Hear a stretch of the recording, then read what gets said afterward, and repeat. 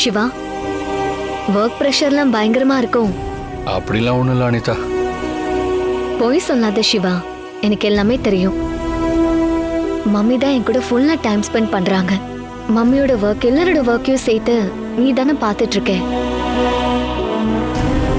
என்னாச்சு சிவா உனக்கு?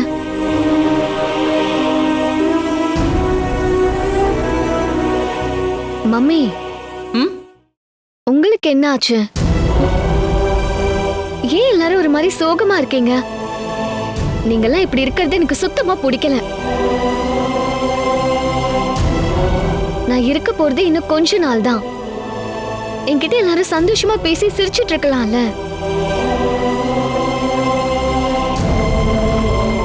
அதுக்கப்புறம் யாரு நினைச்சாலும் நான் உங்க பக்கத்துல இருக்க மாட்டேன். அப்புறம் வருஷம் என் போட்டோவை எடுத்து வச்சு என்ன நினைச்சு என் போட்டோ கூட தான் பேசிட்டு இருப்பீங்க. சிவா, உனக்கு தான் என்ன பிடிக்கல, ஆனா கடவுளுக்கு என்ன ரொம்ப பிடிச்சிருக்கு போல. அதனாலதான் இம்மிடியட்டா எனக்கு டிக்கெட் போட்டு கூட்டிட்டு போக பாக்குறாரு. ப்ளீஸ் அனிதா, அப்படிலாம் பேசாத.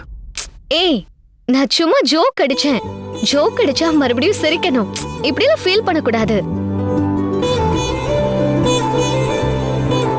மம்மி, நான் உங்ககிட்ட சொன்ன மாதிரியே உங்க முன்னாடி வச்சு சிவா கிட்டே சொல்லிடுறேன்.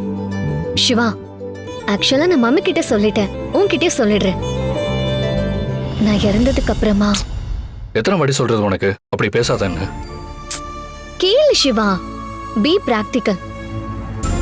நான் இறந்ததுக்கு அப்புறமா தயவு செஞ்சு என்னை எரிச்சிடாதீங்க, புதைச்சிருங்க.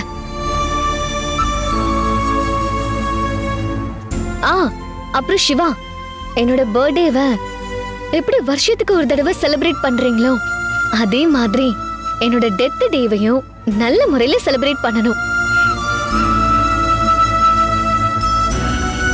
முதியோர் இல்லத்துக்கு, ஆசிரமத்துக்கு, இல்லாதவங்களுக்கெல்லாம் நிறைய தர்மம் செய்யணும்.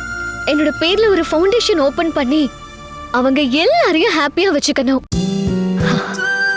சிவா, நீ அன்னைக்கு ஒரு நாள் எனக்காக ஃபாஸ்டிங் இருக்கணும். எதுவும் சாப்பிடக்கூடாது. வருஷத்துல ஒரு நாள் மட்டும் முழுக்க முழுக்க நீ என்னோட நினைப்பா, இந்த அனிதாவோட நினைப்பா மட்டும் தான் இருக்கணும்.